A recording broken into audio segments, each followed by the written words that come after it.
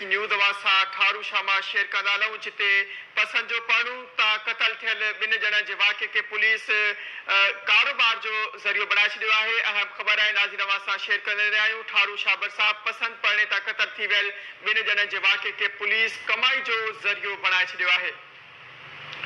Police मुख़्तलिफ़ इलाइक़नि में छापा हणी 12 माण्हुनि खे गिरफ़्तार करे संदन माल बि काए वई आहे। अहम ख़बर आहे नाज़रीन वासा शेर कंदालूं ठारू शामा पुलिस नाले वारे शाइर मसरूर पनाई जे 2 पुटनि अमीन सोलंकी राशि सोलंकी ऐं ॿियनि खे बि खणी वई आहे। तफ़सील मालूम कंदासीं। असां सां टेलीफोन लाइन ते मौजूद आहे KTN न्यूज़ ठारू शाह जी रिपोर्टर DM सुमरो। जी DM वधीक केॾा तफ़सील आहिनि?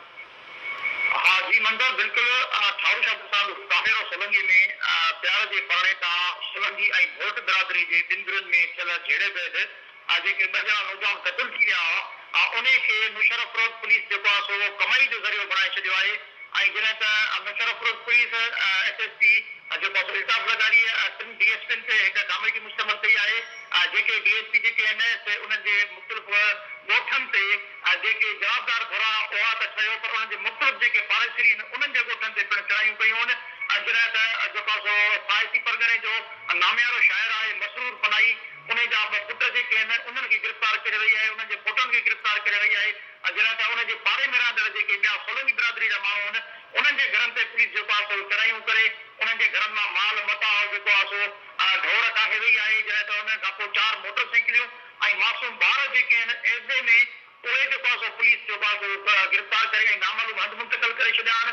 ऐं पुलिस जेको आहे पैसनि जी जेको आहे सो जवाबदार घुर खां उन्हनि जेके ASP आहिनि उन्हनि खे छॾण जे लाइ जेको आहे सो पैसा तलब करे रही आहे।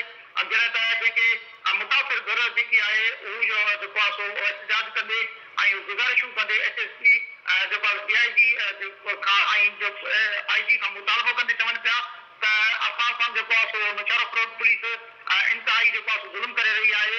जॾहिं त जेके क़त्ल कंदड़ जेकी घुर आहे उन्हनि सां असांजो वास्तो न हुजण जे करे बि सोलंकी ज़ात हुअण करे असांजे घरनि ते पुलिस चढ़ायूं कयूं आहिनि जंहिंजे करे अणघुरी जांच कई वञे। जेकर SSP मुशर्रफ रोड ख़िलाफ़ कार्रवाई न कई त सख़्तु जेको आहे सो एहतिजाज कयो वेंदो। जी मंज़र DM सुमरो अपडेट करण लाइ अवां जी वॾी महिरबानी।